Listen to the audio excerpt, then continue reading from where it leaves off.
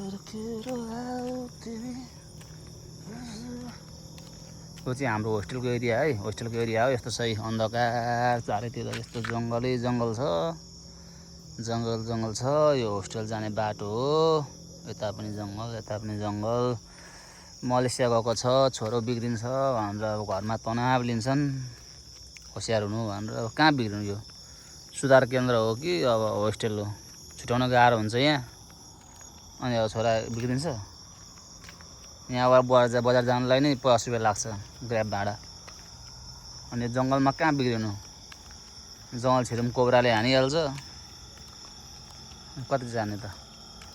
यहाँ बिग्रिने चान्सै छैन के। मलेसियामा आउने सबै खराब, सबै बिग्रिने मात्रै हुँदैन के। मलेसियामा राम्रो मान्छे पनि हुन्छन् म जस्तो यार। कस्तो हुन्छ यो, यस्तो छ यो। अनि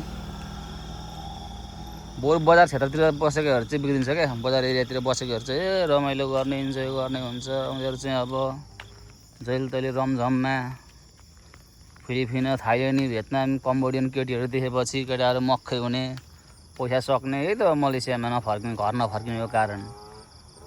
घर परिवार सोच्ने, जिम्मेवारी सोच्ने, परिवार ठुलो कुरा हो। पैसा कमाउन आएको, फर्किनुपर्छ हामी नेपाल भन्ने सोच्ने मान्छे त कहाँ त्यस्तोमा जान्छ त अनि यार?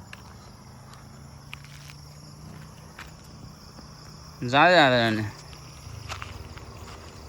जो अलिक बोका जस्तै मात्रै जाने हो क्या। फटाहरू मात्रै जाने हो त्यस्तोमा। घर परिवार माया मार्न सक्नेहरू मात्रै जाने हो। पैसा कमाउन आएको, घर फर्किनुपर्छ, मेरो परिवार छ भन्ने मान्छे त्यस्तोमा जाँदैन नि।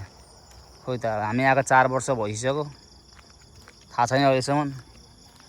अब नेपाली केटीहरू देखेको भनेको टिकटकमा मात्रै हो।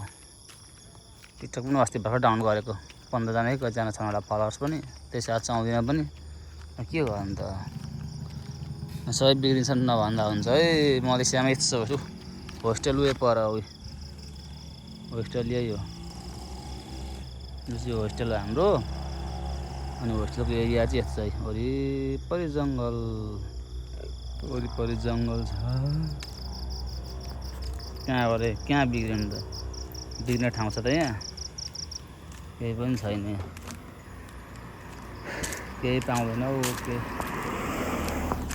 केही छैन। रमाइलो छ, पैसा कमाउनेलाई ठिकै छ। नकमाउने केटाहरूलाई त अब त्यही हो, रक्सी खाने, केटीमा कुद्नेहरूलाई चाहिँ बर्बादै छ फेरि जिन्दगी।